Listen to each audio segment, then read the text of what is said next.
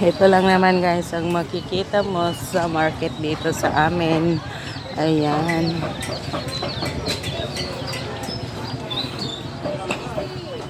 Yan ang kilo ng mga bigas guys. 56, 57, 55, 58. Yung Coco Pandan nila guys, 57 siguro. Tapos yung Thailand nila, 56.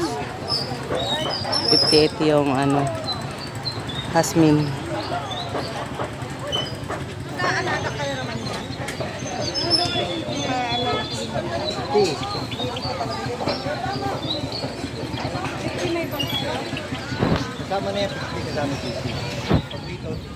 Ayan si tatay nagtitinda ng mga ibon-ibon. Di ba kinukulayan nyo lang naman yan, tay?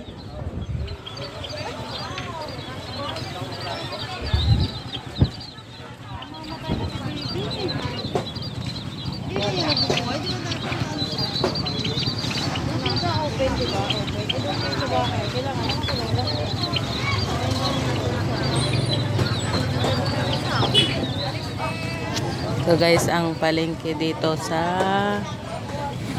Drachma. Bakit ang daming nagkakagulo rito? Bakit may mga kohol? Ayan.